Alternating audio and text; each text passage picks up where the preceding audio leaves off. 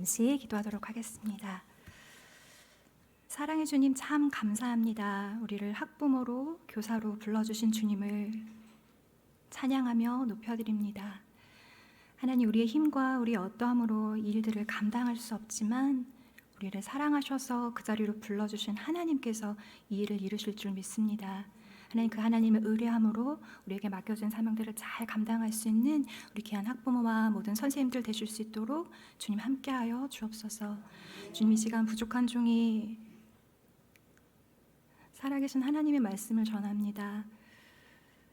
주님, 저의 어떠함이 아니라 하나님의 크고 놀라우심으로 이 시간 일하여 주옵시고 우리 사랑하는 성도들이 그 하나님 말씀 앞에 반응하는 귀한 시간 될 수 있도록 주님 이 시간을 사용하여 주시옵소서.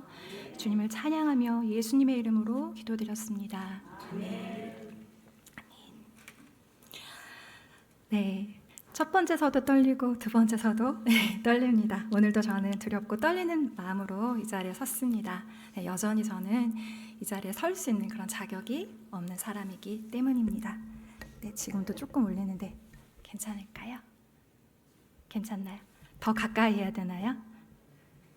네, 이렇게 앞으로 당기면 될까요? 네, 김대만 목사님이 뒤에서 코치를 해주셨어요. 네, 감사합니다. 네, 많이 두렵고 떨리지만 오늘도 하나님께서 저에게 주신 그 마음을 따라서 순종하는 마음으로 이 자리에 섰습니다. 우리 성령 하나님께서 이 자리에서 함께 일하여 주시고 다음 세대를 위한 우리의 사명을 분명하게 보여주시는 시간이 되기를 간절히 소망합니다. 네, 오늘도 저는 이 시간을 준비하면서 여러분들께 보여드리기 위해 준비한 것이 하나 있습니다. 지난 시간에 포인시티의 화분을 보여드렸더니 다들 진짜라고 믿으시더라고요. 역시 거리가 좀 있어서 그 생아가 주는 그 생동감을 조화가 또 마침 잘 보여주었던 것 같아요. 자, 오늘 준비한 거는요, 바로 여기 뒤에 있는 이 선입니다. 네, 왜 목사님 앞에서 인도하시는데 웬 선이 붙어있나 궁금해하시는 분들이 계셨을 텐데요. 제가 목사님께 양해를 구하고 미리 좀 붙여놓았는데요.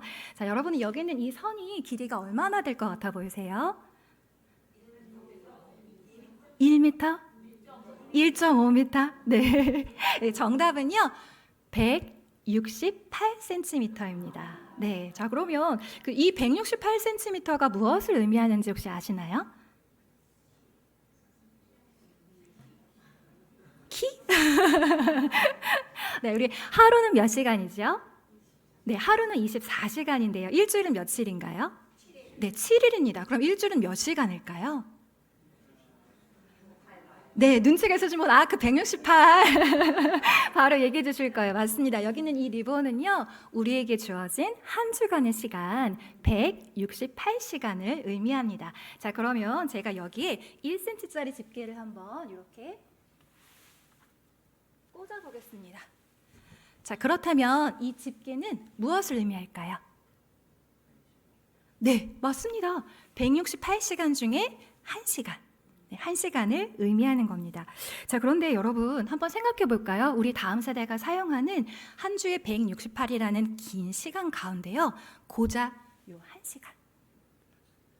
다음 세대가 교회학교에 와서 하나님 말씀 듣고 하나님의 사람들과 교제하는 짧은 시간입니다. 그렇지만 정말 중요한 시간이죠.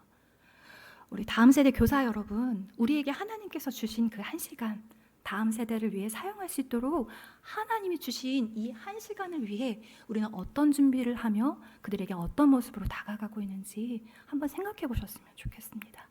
또한 뿐만 아니라요, 여기 계신 학부모 선생님들께도 부탁을 드립니다. 이 나머지 긴 168시간의 책임은 그들의 보호자인 우리에게 있습니다. 그렇다면 우리는 이 긴 시간을 우리 자녀들을 위해서 어떻게 사용하고 있는지 함께 생각해보고 그 하나님의 은혜를 구하는 시간이 되기를 원합니다.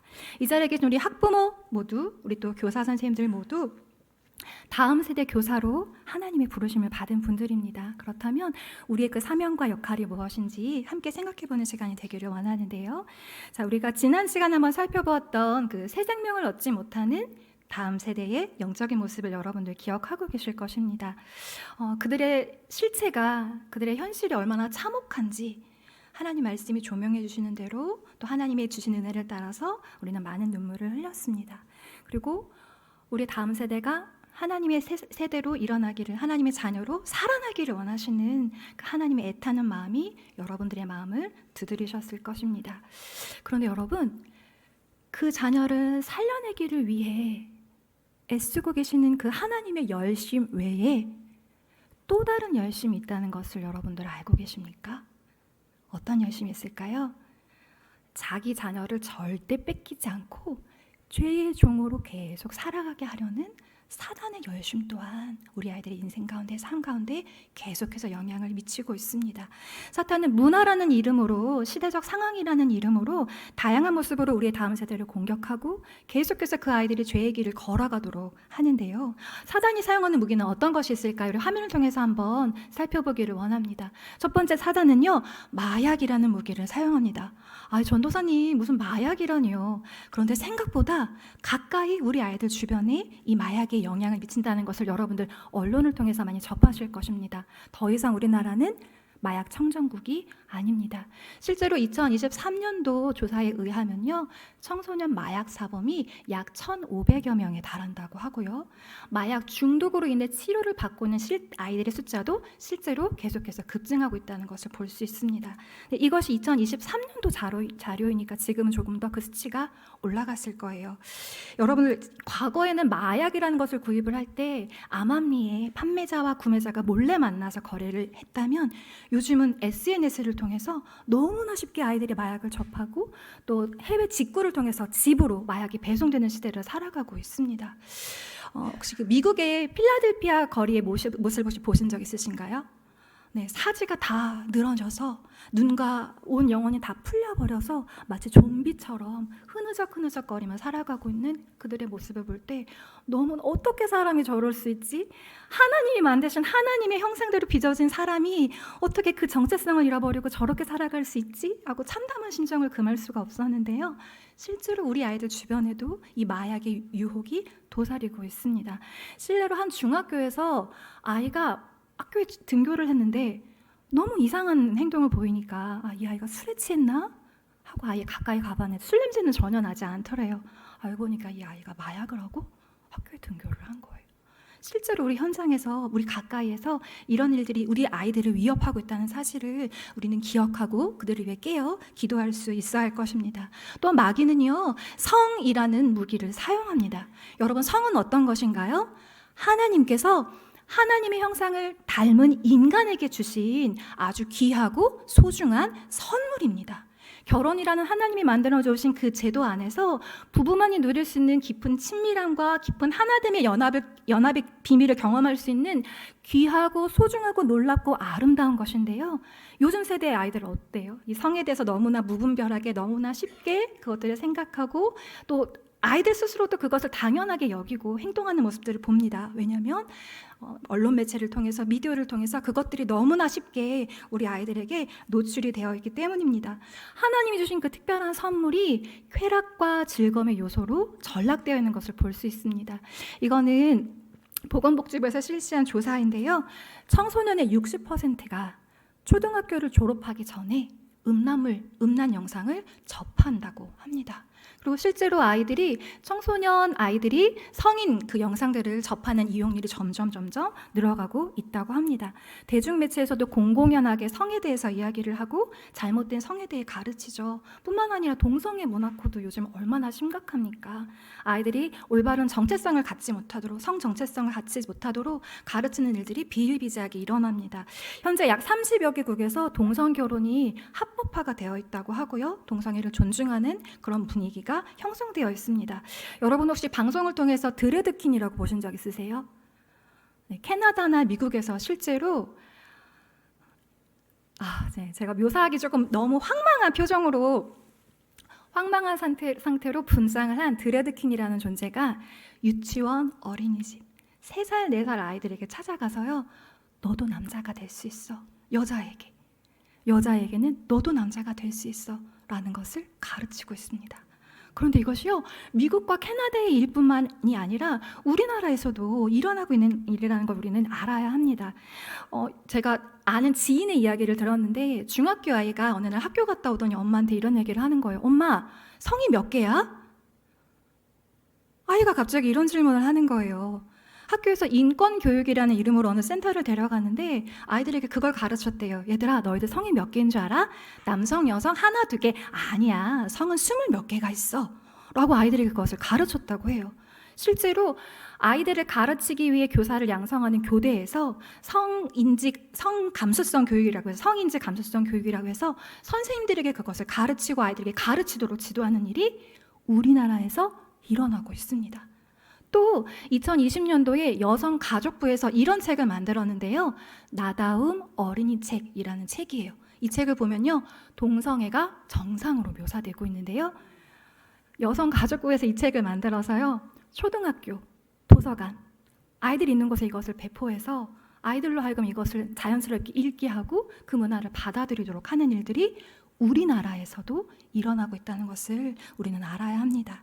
또한 또 사단은 어떤 무기를 사용하고 있을까요? 네, 인본주의라는 무기를 사용합니다. 어떤 것일까요? 무신론, 자연주의, 진화론과 같이 이런 종교적 세계관들을 우리 아이들에게 가르치면서요, 네가 바로 하나님이야, 인간이 중심이야 라는 가치관들을 계속해서 우리 아이들에게 주입하고 있죠. 또 사단은 어떤 무기를 사용할까요? 화면이 가려져서 안 보이는데 화면을 좀 내려주시겠어요? 네, 폭력과 범죄.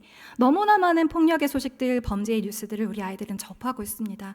실제로 우리 아이들이 보고 있는 프로그램에서 한 회당 4회에서 5회 이상 폭력적인 장면들이 노출이 되고 있고, 또 여러 가지 기사들을 통해서 우리가 그것들을 접할 수 있죠. 또 아이들 간에 일어나고 있는 폭력의 수위가 점점 더 심해지고 높아지고 있다는 것을 우리는 뉴스 기사를 통해서 접할 수 있습니다. 또 우리 아이들이 사용하고 있는 그 컴퓨터 게임은 어떤가요? 그래픽 기술이 정교화돼서 가상과 현실을 구분하기 어려운 그 세상 속에서 너무나 다양한 폭력에 우리 아이들이 노출되어 있습니다. 제가 이건 실제로 한 15년 전에 경험한 일인데요. 5살짜리 아이가 레고 블럭 3조각을 가지고 총을 만들어서 친구를 겨누는데요. 그 눈에서 살기가 느껴졌어요. 그 총 겨눔을 당한 여자아이가 무서워요 하면서 벌벌벌벌 떠는데 제가 봤는데 정말 살기가 느껴지더라고요. 알고 봤더니 중학생 형이 하는 그 총을 이렇게 겨누는 그 폭력적인 게임이 있는데 그 아이가 그것을 보고 그걸 그대로 배운 거예요. 따라한 거예요. 이렇게 우리 아이들 너무나 쉽게 폭력이나 범죄 상황 가운데 노출되어 있고 그것에 영향을 받고 있습니다. 또 사단은 어떤 무기를 사용할까요? 학대라는 무기를 사용합니다. 여러분들 2023년도 보건복지부에서 조사한 교사 결과에 의하면요, 아동 학대 행위자의 85.9%가 누구였을까요? 부모님이었고요. 그리고 대리 양육자가 7.3%, 친인척이 3%, 아이들 가장 가까운 곳에 있는 사람들로 하여금 아이들에게 학대가 행해지고 있습니다. 신체 학대뿐만 아니라 언어적인 학대, 정서적인 학대, 다양한 학대들이 생각보다 우리 주변의 많은 아이들에게 행해지고 있는 시대를 우리는 살아가고 있습니다. 2020년도에 코로나가 막 창궐하던 시기에 우리의 마음을 너무너무 아프게 했던 사건 여러분들 기억하시죠? 정인이 사건. 네. 그런데 저도 그 소식을 듣고 정말 놀랐는데 제가 아는 분이 이제 그런 고백을 하시는 거예요. 정인이를 학대해서 죽게 했던 그 양부모, 그 부모의 부모님을 내가 알아요. 예수님 믿는 분이셔요. 근데 그런 분의 자녀를 통해서 이런 끔찍한 학대가 벌어지고 그 일로 인해 아이가 죽게 되고 이런 황당한 소식들이, 이런 황망한 소식들이 온 나라를 들썩이는 것을 이분이 알게 되고 하나님 앞에 얼마나 회개했는지 모른다고. 하루에 2시간씩 3시간씩 하나님 이 시대를 어찌합니까? 이 세대를 어찌합니까? 기독교인이라는 우리가 길러낸 자녀들을 통해서 이런 학대가 벌어지다니요, 이런 일들이 벌어지다니요. 이분이 자기가 그 학대를 행한 자인 것 같이 애타는 마음으로, 통회하는 마음으로 하나님 앞에 눈물을 흘렸다고 합니다. 생각보다 우리 주변에서 많은 학대가 우리 다음 세대에게 이루어지고 있는 것을 우리는 알 수 있습니다. 또 사단은 어떤 것을 사용할까요? 사이비 종교. 그거 어른들이나 하는 거 아니야 라고 생각할 수 있는데요. 이단도요, 우리의 열심처럼 다음 세대를 위한 열심을 냅니다. 이단의 홈페이지에 가보면요, 여호와의 증인 홈페이지에 가보면요, 또 천부교 홈페이지에 들어가 보면요, 또 통일교 홈페이지에 들어가 보면 각자 자신들의 그 교리를 아이들에게 가르치기 위해서 애니메이션, 영상을 통해서 만들어서 아이들을 하여금 보게 하고 그것들을 아이들이 어렸을 때부터 그것을 접할 수 있도록 그 교리에 계속 맞춰서 살아갈 수 있도록 이런 열심을 그들 또한 내고 있다는 것을 우리는 확인해 볼 수 있습니다. 또한 어떤 무기를 사용할까요? 마법이라는 무기를 사용합니다. 해리포터 시리즈나 뭐 아이들이 즐겁게 하는 저런 점성술 같은 건 괜찮은 거 아닌가요? 여러분도 생각하실 수 있지만요. 한번 생각해 볼까요? 마법이 이루어지는 그 판타지 세상에서는요. 복음이 없어도 영생을 누릴 수 있어요. 성령의 능력이 아니고서도 어마어마한 슈퍼파워 능력을 행할 수 있고요. 또 하나님 아닌 다른 신들과 그 안에서 교제를 하고 인간이 아닌 다른 변종들과 전쟁을 하고 사귀고 나누는 그런 일들이 마법 안에 판타지 안에 일어나는 것을 우리는 볼 수 있습니다. 이런 영향들을 우리 아이들이 계속해서 받다 보면요.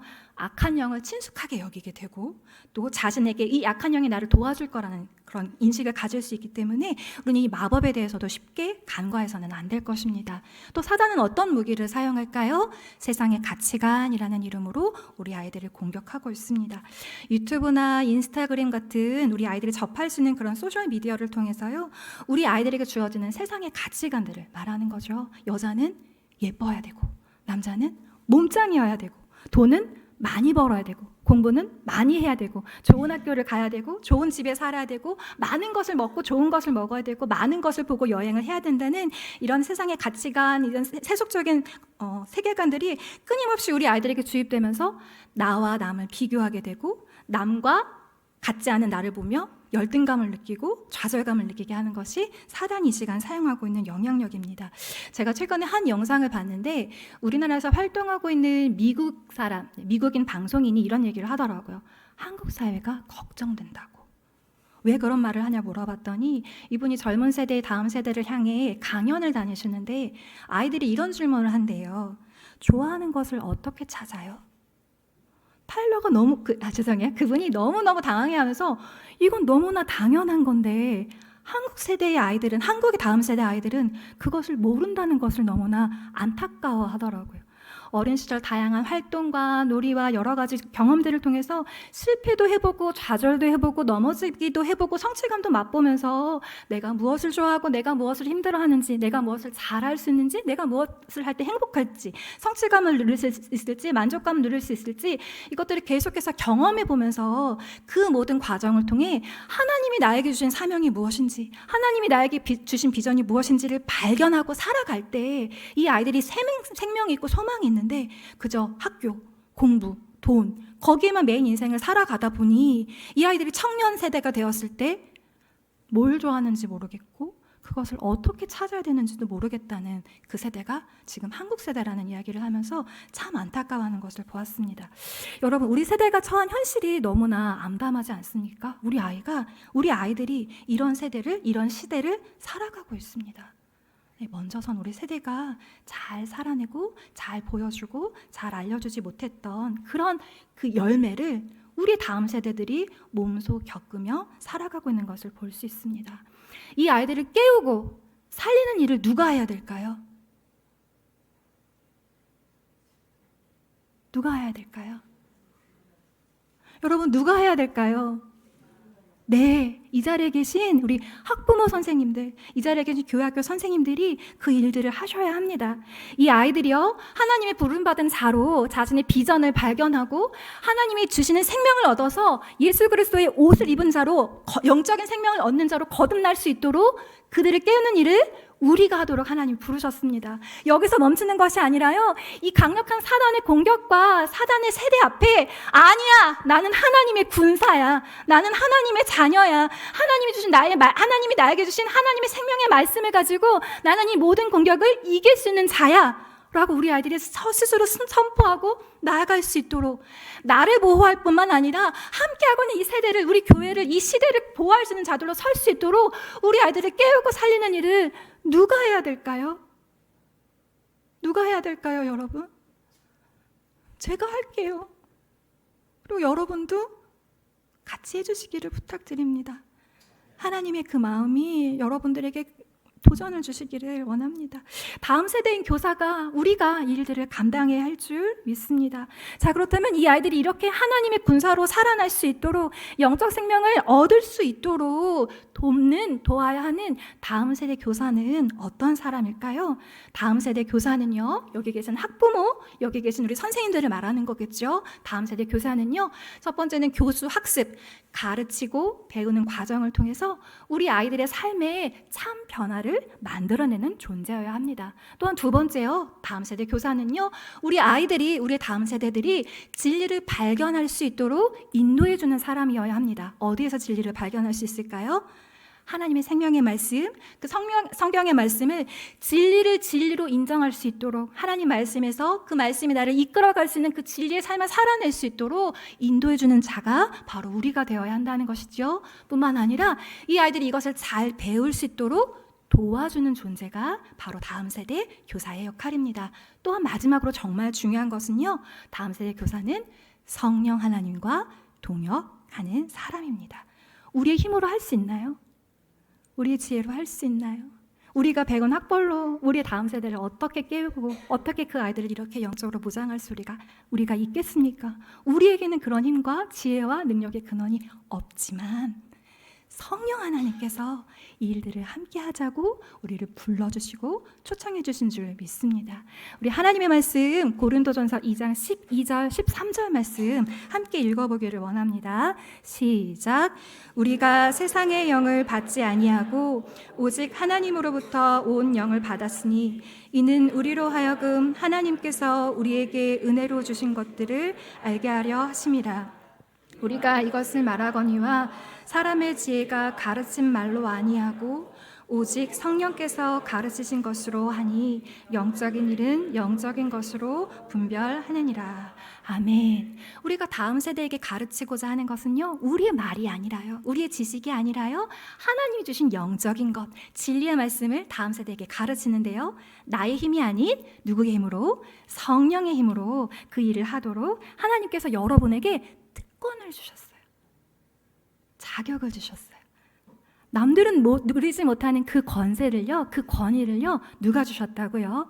하나님께서, 성령 하나님께서 나와 함께 이 일을 하자, 다음 세대를 깨우고 살리는 이 일을 함께 하지 않겠니 하고 우리 성령님의 동역자로 불러주셨음을 우리는 믿으시기를 바랍니다.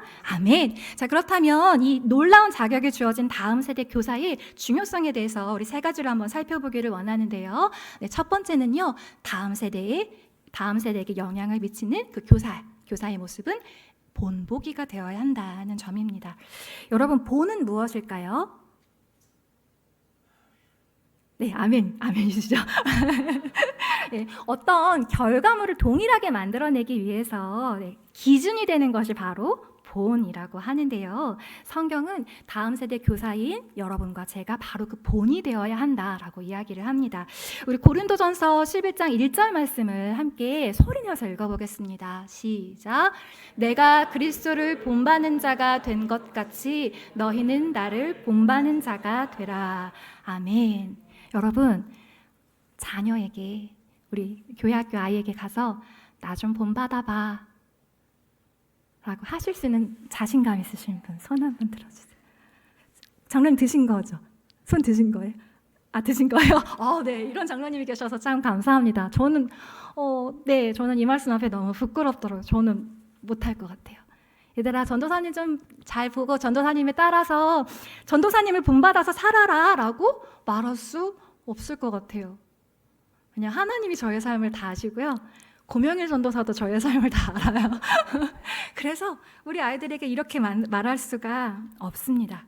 그런데요, 이렇게 말하는 바울의 근거가 하나님 말씀이 있어요. 다시 한번 화면을 보여주시겠어요? 바울이 이렇게 고백합니다. 나는 그리스도를 본받았어. 그러니 고린도 성도들, 너도 나를 본받아 라고 이야기합니다. 우리가 예수 그리스도를 본받는 자가 될 때 예수님의 지혜와 예수님의 사랑과 예수님의 그 크고 놀라우심을 우리가 본받을 때 우리 안에 계시는 예수님께서 우리 아이들에게 본으로 우리를 나타날 수 있도록 빚어가실 줄 믿습니다. 예수 그리스도의 그 완전하신 놀라운 능력이 우리 자녀 세대에게, 우리 다음 세대에게 본으로 우리 삶을 나타낼 수 있도록, 보여줄 수 있도록 그렇게 우리를 인도해 주실 것입니다. 여러분, 대부분 주일학교에 대해서 무엇을 기억하는지라고 질문을 하면요, 어떤 것을 대부분 사람들이 이야기를 하냐면 선생님에 대한 이야기들을 참 많이 하시더라고요. 실제로 저희 유치부에 계시는 한 학부모님의 아주 짧은 간증을 제가 오래전에 듣고 좀 나눠드리기를 원하는데요. 우리 서울남부교에서 제일 유명한 개구쟁이, 말썽쟁이가 아빠가 돼요. 유치부에 학부모로 앉아 계시는데요. 누군지 아시는 분들 지금 막 눈이 반짝반짝 거리시고 그 청년 그 사람 나 알지? 라고 하시는 것 같아요. 근데 어느 날 그 아버님이 이런 얘기를 하시는 거예요. 전도사님, 제가 청년 시절에 금요기도회를 갔는데 내가 학창 시절에 나를 가르쳐 주셨던 그 선생님, 그 권사님, 그 집사님이 금요기도회 앞자리에 앉으셔서 기도하시는데 그 뒷모습을 보는데 그렇게 눈물이 나더래요. 나 때문에 얼마나 힘드셨을까. 나를 위해 눈물을 흘려주시고 나를 위해 기도해 주셨던 그 사랑이 느껴져서 너무너무 감사하고 너무너무 죄송한 마음이 들었다고 하더라고요. 우리 다음 세대들이요, 잘 모르는 것 같아도 다 보고 다 알고 있다는 것을 우리는 기억하셔야 될 것입니다. 자, 교사는요, 크게 다음에 3가지를 통해서 아이들을 가르치게 되는데요. 첫 번째는요, 바로 언어. 우리가 아이들에게 전하는 말을 통해서 배우게 됩니다. 자, 우리가 전달하는 그 말의 내용뿐만 아니라 말을 전하는 방식 또한 아이들에게 영향을 미친다는 것을 우리는 기억해야 합니다. 자, 우리가 다음 세대에게 가르쳐야 하는 그 말의 내용은 무엇이 있을까요? 하나님의 진리의 말씀, 생명의 말씀, 우리 하나님이 얼마나 놀라우신 분이신지, 우리 하나님이 얼마나 크고 위대하신 분이신지, 어떠한 사랑으로 우리를 사랑해 주셨는지 그 하나님의 생명의 말씀을 우리 아이들에게 가르쳐 주셔야 되겠죠. 여러분들 혹시 뚜껑 따 하나님이라고 들어보셨어요? 뚜껑 따 하나님. 네, 처음 들어보시죠? 네, 저는 들어봤는데요. 저희 3살짜리 유치부에 있는 재윤이가 집에 가서 뚜껑 따 하나님, 뚜껑 따 하나님, 뚜껑 따 하나님 이렇게 이야기를 하더래요. 우리 어머님이 되시는 집사님께서 가만히 살펴봤더니요, 이 아이가 뭐라고 말을 하는 거였냐면 주권자 하나님, 주권자 하나님, 주권자 하나님. 유치부에서 주권자 하나님 대해서 배웠거든요. 우리 하나님이 어떤 분이신지 배웠는데요, 이 아이가 배운 것을 계속해서 자기의 말로 안 되는 발음으로 뚜껑 따 하나님, 뚜껑 따 하나님 이렇게 아이가 하고 있다는 거예요. 3살짜리라고 뭘 알겠어, 5살짜리라고 뭘 알겠어가 아니라요, 아주 작은 아이라 할지라도 그 아이들이 이해할 수 있는 그 아이들의 언어로 복음의 진리를 가르치고 하나님에 대해서 우리가 가르칠 때 우리 아이들은 그 하나님을 만날 수 있습니다. 그 하나님을 믿을 수 있습니다. 그 예수님을 나의 구주로 영접할 수 있습니다.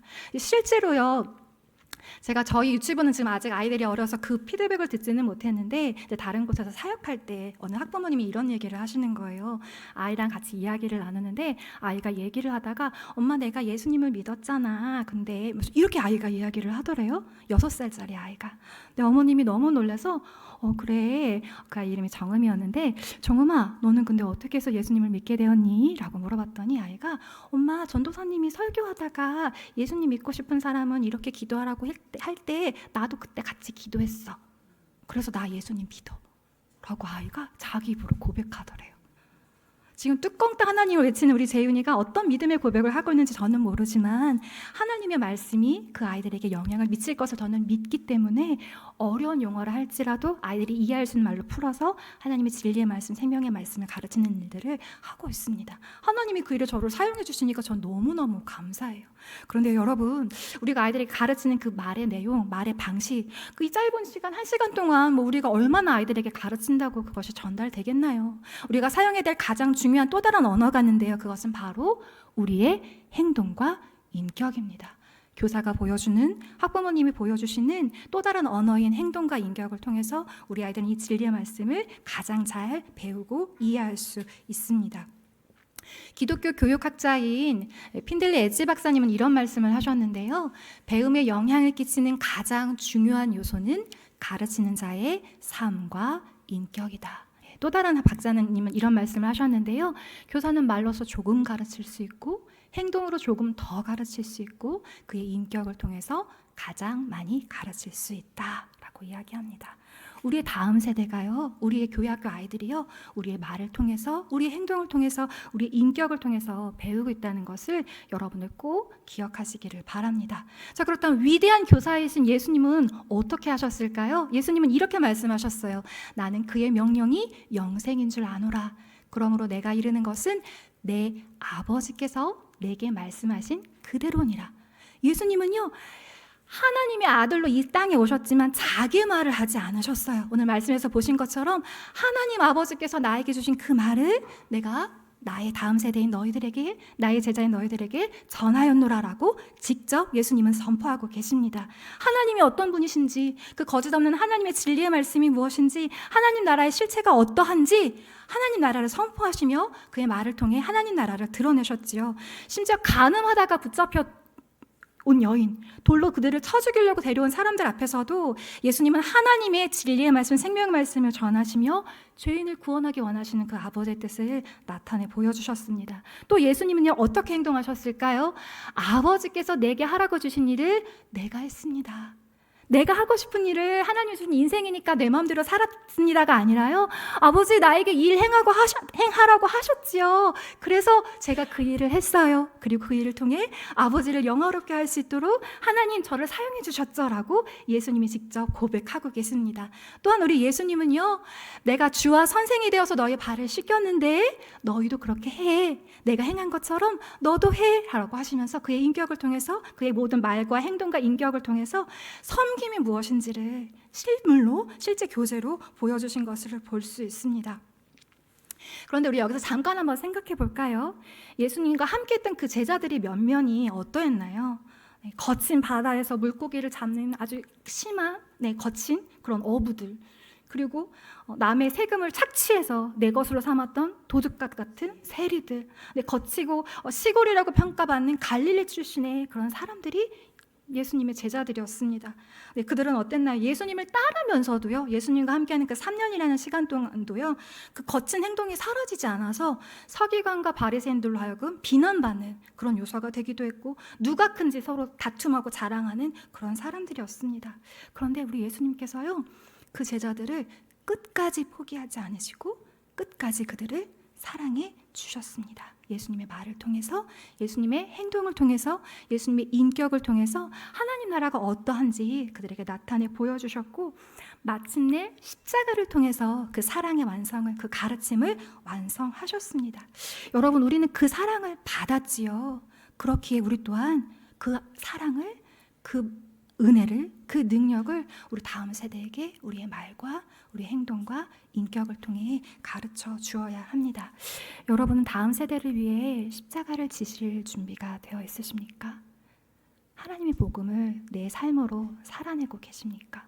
생명의 진리를 나의 말을 통해 보여주시고 행동을 통해, 인격을 통해 나타내주고 계십니까? 우리의 힘으로는 그 일을 감당할 수 없지만 우리가 완전한 본이 되시는 그 예수 그리스도를 본받을 때, 그 예수 그리스도의 힘과 지혜와 능력을 의지할 때 그 삶을 이뤄내신 예수 그리스도가 우리 안에서 그 일을 이뤄내실 줄 믿습니다.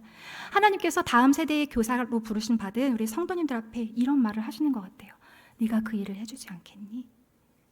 너의 삶으로 나를 나타내주지 않겠니? 너의 말로 나의 사랑이 얼마나 놀라운지를 보여주지 않겠니? 라고 질문해주고 계시는 것 같습니다. 여러분, 하나님께서 우리 다음 세대를 살리는 일에 나를 사용해 주시기를, 나의 말과 행동과 인격을 통해 아이들에게 예수님이 얼마나 좋은 분이신지를 보여주는 좋은 교재가 되는 저와 여러분이 되기를 소망합니다. 교사는 또한 두 번째 교사의 중요성 중으로 살펴볼 것은 바로 교사의 직분입니다. 교사의 직분은 누가 주신 걸까요? 하나님께서 주신 것이죠. 저희가 유치부 교사 모임을 지난달에 한 적이 있었는데, 그때 우리 선생님들께 한번 여쭤봤어요. 우리 선생님들은 어쩌다가 선생님이 되셨어요? 우리 교회학교 선생님이 되셨어요? 라고 여쭤봤더니 한 선생님은 저는 우리 아이가 유치부 때부터 자연스럽게 유치부 교사가 돼서 이렇게 지금까지 섬기고 있습니다 라고 말씀해 주신 분도 계시고, 또 한 분은 우리 김진아 목사님께서 광고해 주셔가지고 그거를 보고 마음에 감동이 돼서 지원하게 됐어요 라고 말씀해 주신 분도 계셨고, 또 한 분은요, 우연찮게 유치부에 놀러 왔는데 유치부 아이가 그 선생님 보고 반해버렸어요. 그래서 나를 사랑해주는 이런 아이가 있는 곳에 내가 교사로 가야지 라고 선뜻 응해서 교사의 직분을 감당하게 되었노라 라고 말씀해 주시는 선생님도 계셨는데요. 어떠한 방법과 모양으로 교사가 되었던지 우리를 불러주신 분이 하나님이시라는 것을 우리는 분명히 반드시 기억해야 합니다. 네, 내가 뭐 부모가 되고 싶어서 부모가 됐나요? 전도사님. 뭐 사랑하는 사람 만나서 결혼하고 가정을 이루다 보니 아이가 태어났네요. 그것도 하나님 부르신 게 맞나요? 맞습니다. 학부모 교사로 하나님이 그 일을 맡겨주셨습니다. 다음 세대 교사로 그 일을 하나님께서 맡겨주셨습니다. 왜냐하면 성경이 이렇게 이야기합니다. 디모데후서 2장 2절 말씀, 우리가 오늘 읽었던 말씀인데요. 함께 읽어볼까요? 시작! 또 내가 많은 증인 앞에서 내게 들은 바를 충성된 사람들에게 부탁하라. 그들이 또 다른 사람들을 가르칠 수 있으리라. 아멘. 하나님이 여러분들을 충성되이 여기셔서 자녀를 맡겨주셨습니다. 하나님이 여러분을 충성되이 여기셔서 교회 학교 아이들을 맡겨주셨습니다. 그렇기 때문에 우리는 날마다 하나님께 가서 그 뜻을 묻고 구하고 그 은혜를 우리 아이들에게 전할 수 있어야 한다는 것을 기억해 주시기를 바랍니다. 또한 세 번째는요, 교사의 임무입니다. 교사는 어떤 일을 하는 사람일까요? 가르치는 사람, 우리 아이들에게 잘 가르쳐야 되겠죠. 하나님의 말씀을 가르쳐서, 하나님의 진리 복음을 가르쳐서 그들의 영혼이 살아날 수 있도록 일깨워주는 역할을 하도록 하나님이 우리를 다시 살아난 그 아이들이 거룩한 삶이 무엇인지, 섬김의 생활이 무엇인지를 배우고 실현해낼 수 있도록, 실천하는 삶을 살 수 있도록 가르쳐 주어야 합니다. 또한 사단의 그 전방위적인 공격이 가득한 이 세대 가운데 하나님의 자녀로, 하나님의 군사로, 예수님의 능력으로 이 모든 위협과 공격을 물리치고 든든하게 설 수 있는 자로 살아갈 수 있도록 하나님의 진리의 말씀을 통해서 우리의 다음 세대에게 우리는 그것을 가르쳐 주어야 합니다.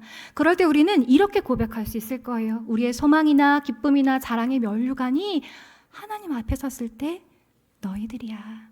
얘들아 고마워, 감사해 라고 고백할 수 있는 은혜를 하나님께서 주실 것입니다. 여러분, 저는 오늘 말씀을 준비하면서 그런 생각을 좀 해봤습니다. 늘 저는 교사, 선생님이라는 이제 어느 단어를 들으면 사실 그렇게 좋은 기억이 없어요. 여러분들에게는 좋은 선생님이 있으셨나요? 네, 너무 부럽습니다. 나 그 선생님 내 인생의 멘토야. 그 선생님의 가르침이 나의 삶을 이렇게 빚어주셨어라는 선생님들이 있으신 거예요? 네, 있으신 분도 계시고 아니신 분도 계시고. 근데 저는요, 없었어요. 네, 생각나는 선생님들 하면요, 촌지를 안 줘서 나를 미워했던 선생님, 전학 가서 학교도 낯설고 잘 모르는데 어떤 한 아이만 막 예뻐하는 선생님, 이런 선생님들에 대한 기억이 너무 많아서 선생님, 교사라는 이름을 생각할 때 하나님 왜 나는 그런 사람을 못 만났죠? 내 인생에는 왜 그런 사람이 없었나요? 라고 불평하고 원망했던 적도 있었고, 또 어느 시기가 지나니까 하나님 그런 마음을 주시는 거예요. 내가 그런 사람이 되어야 되겠다. 내가 아이들에게 그런 존재가 될 수 있도록 하나님 나를 사용해 주세요 라는 그런 기도를 했던 시기도 있었습니다. 그런데 오늘 말씀을 준비하면서 하나님이 저에게 어제 갑자기 설거지를 하는데 가르쳐 주시는 거예요. 선영아, 너 인생에 왜 좋은 선생님이 없었다고 너는 생각해? 있었잖아. 하나님이 저의 기억 속에 저도 인지하지 못했던 기억들을 막 끌어일으켜 주시는데요, 저는 너무 좋은 주일학교 선생님들을 만났어요. 제가 지금 하고 있는 많은 하나님에 대한 이해와 지식과 그리스도인으로서 살아가는 어떤 작은 기본적인 습관들이나 이런 모든 것들을요, 저는 다 주일학교에서 배웠어요. 교회 오면 제일 먼저 기도하고요, 그것도 교회에서 배웠어요. 주일학교 선생님들이 가르쳐 주셨어요. 하나님 말씀 성경을 어떻게 읽어야 되는지도 가르쳐 주셨고, 성경 목록과 성경에 나오는 뭐 인물들 이런 다양한 내용들은요, 저 그때 다 배운 거예요. 전신갑주 지금부터 줄줄줄줄 외우라고 하면 그때 다 외운 거고요. 성경 66권도 줄줄줄줄 다 외울 수 있어요. 성경에 나오는 예수님의 12제자 이름들도 외우라고 하면 할 수 있어요. 그런데 제가 같이 일하시는 우리 간사님들한테 여쭤봤는데 그분도 모태신앙인데 자기는 주일학교 다 안 배웠대요. 저는 배웠는데. 너무너무 좋은 주일학교를 나왔죠. 그리고 저희 주일학교에서는요, 11조가 무엇인지도 가르쳐 주셨어요. 그때 당시에 구멍가게 이런 것만 있다가 막 마트라는 게 생겨나는 시기였는데 선생님들이 가르쳐 주시는 거예요. 얘들아, 너희들 마트에 가서 100원짜리 과자를 사면 10원을 거슬러 주지. 그 10원은 누구에게 드리는 거야? 하나님께 드리는 거야. 10개 중에 하나를 드리는 거, 100개 중에 10개를 드리는 거, 그게 11조야 라고 가르쳐 주셨는데요, 지금까지도 그 가르침이 기억이 나고 저는 하나님께 11조를 드리는 것을 아까워하지 않도록 가르쳐 주셨어요. 너무너무 좋은 주일학교 선생님들이 저에게 있었다는 것이 참 얼마나 감사한지 모릅니다. 그리고 하나님이 또 다른 선생님이 계신다는 걸 가르쳐 주셨는데요, 바로 저의 부모님이셨어요. 부모님의 삶을 통해서 어려움이 있을 때 하나님 앞에 가서 오시고, 가정에서 예배를 드리며 하나님 높여드리는 것을 가르쳐 주시고, 아빠랑 같이 차를 타고 아빠가 운전하면요, 얼마나 둘이 같이 신나게 즐겁게 찬양했는지 몰라요. 하나님을 찬양하는 삶이 무엇인지, 하나님께 예배드리는 것이 무엇인지, 하나님 앞에 엎드려 기도하는 것이 무엇인지, 나의 삶을 이끌어주시는 분이 누구시라는 것을, 하나님이시라는 것을 제가 분명하게 알 수 있도록 부모님께서요, 말과 행동과 인격을 통해서 보여주셨어요. 우리 아까 권사님 기도해 주실 때 밝은 미소라고 말씀해 주셔서 감사한데요, 아빠한테 배웠어요. 아빠가 늘 예쁘게 성도님들한테 인사하셨거든요. 다른 사람에게 친절하게 대하고 다정하게 말하는 거 부모님으로부터 배웠어요. 너무나 좋은 선생님을 하나님이 제 인생에 주신 것에 대해서 감사하고 또 감사하는 시간을 가졌습니다. 여러분도 그렇게 여러분들의 다음 세대가 고백하는 것을 듣고 싶지 않으세요? 나는 정말 좋은 선생님이 계셨어. 나 서울남부교회 유초동부 다닐 때 그 선생님, 그 부장집사님이 나를 그렇게 사랑해 주셨거든. 그렇게 예수님이 어떤 분이신지 나에게 본으로 보여주셨거든. 난 우리 엄마 아빠가 나의 인생의 최고의 스승이야. 엄마 아빠가 하나님을 섬기는 모습을 통해서 나는 하나님을 배웠어. 엄마 아빠가 사랑하는 그 하나님, 나도 알고 싶어서, 나도 만나고 싶어서 난 몸부림치면서 기도했는데 하나님이 나를 만나주셨어. 그런 고백을 우리 다음 세대 입술로부터 여러분들 듣고 싶지 않으신가요? 저는 들었으면 좋겠어요. 여러분들의 간증이 되었으면 좋겠고, 우리 다음 세대의 간증이 되었으면 좋겠습니다.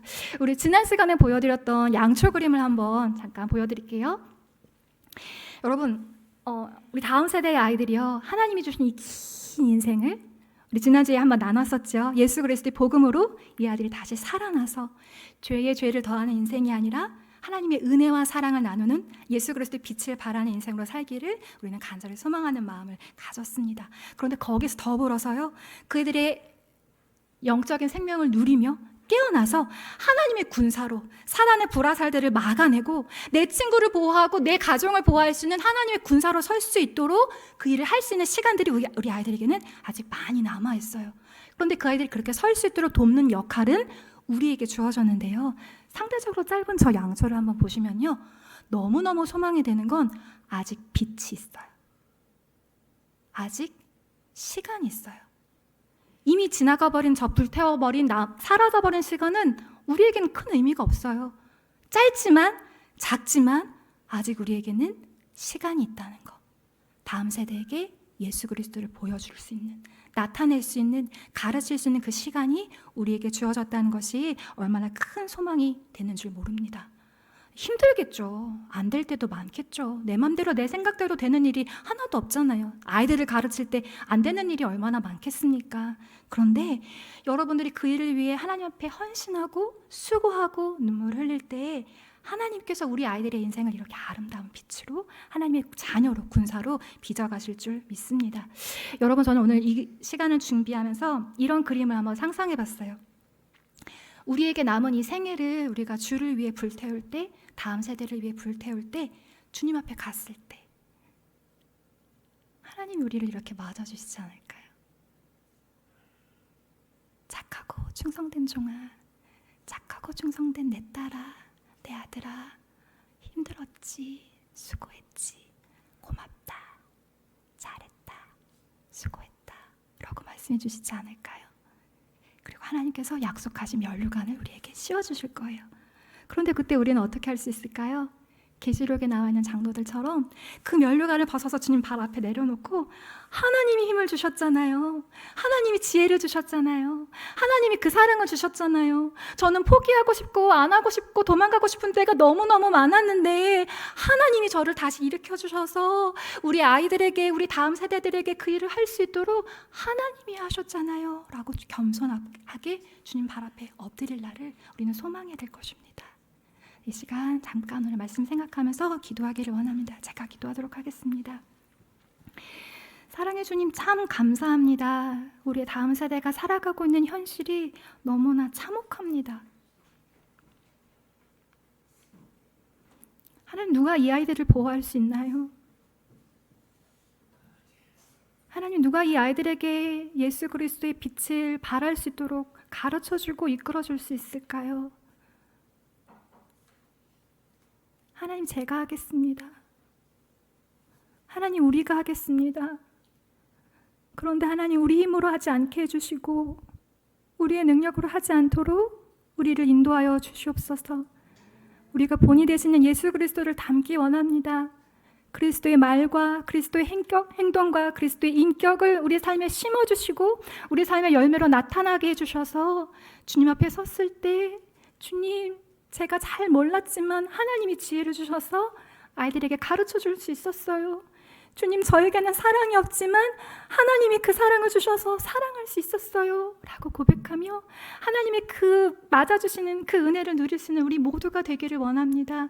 하나님, 우리를 그렇게 사용하여 주시고 우리를 그렇게 빚어주시고 하나님, 우리의 다음 세대를 복음으로 살려주시고 우리 그 다음 세대가 하나님의 군사로 일어날 수 있도록 하나님 그 은혜를 우리 교회 가운데 베풀어 주시옵소서.